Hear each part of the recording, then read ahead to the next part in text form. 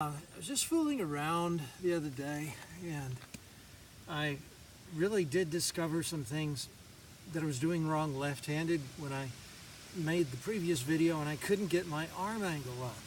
Well, look at this. What I decided was that throwing right-handed, I needed to wait until my leg was straightened out, and then as my leg starts forward, I lift both of my arms up. I was getting all of that stuff out of sync. So I'm trying to step into the stirrup and then straight, and the arms come up.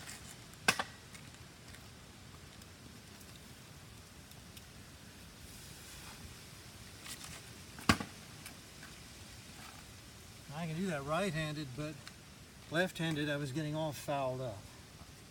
So let's see if I can do it. Into the stirrup.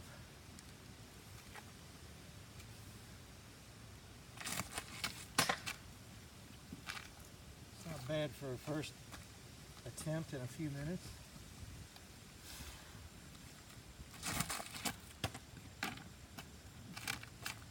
Just a bit high.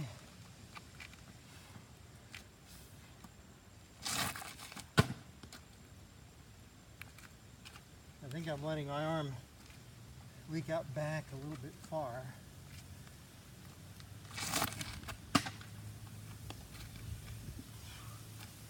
Still throwing a little high because, you know, one of the things I can't do left-handed, although the velocity's good, and I'm throwing on a line, but when I throw left-handed, I throw from a higher angle for some reason.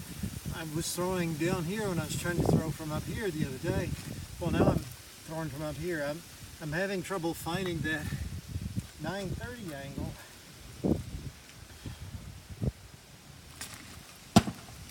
Which doesn't seem to give me that much trouble. It feels pretty natural right-handed. But left-handed, for some reason, I'm just not finding it. And,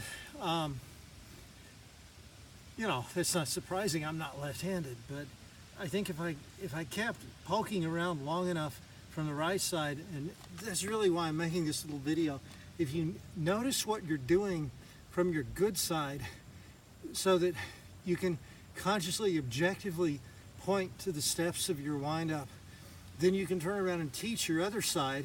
Why would you do that? You really want to be an ambidextrous pitcher? Probably not. But then if you're having trouble from your good side at some point, because you've taught your weak side, you can go back and teach your good side when something's getting out of rhythm and maybe your pitching coach can't really help you. You can be your own pitching coach. So this is better than what I was doing the other day.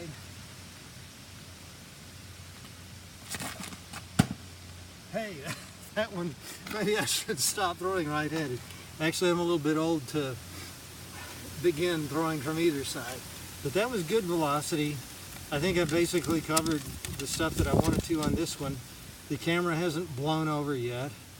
Oh yeah, and one other thing that I learned, I'm a student too. I'm teaching myself this stuff as I go along. I realized don't straighten that front elbow too soon. One of the things I was also doing wrong left-handed was that I was kind of, even when I got the arms coming up as late as I wanted them to, stirrup straight, arms come up, but that front arm, that elbow is sometimes straightening too soon, and I was losing my target. I was falling off to one side. Well, you know what? When I discovered that from the left side, I realized sometimes I do that right-handed too. And I started thinking more consciously about not opening up the glove arm, the front arm from the right side too soon.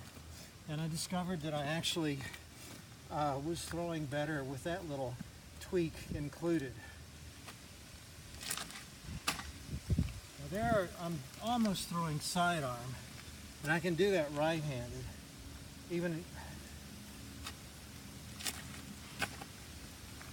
Well, that's like a slider, and I'm not even trying to make it slide. That's what I love about this angle. That was better.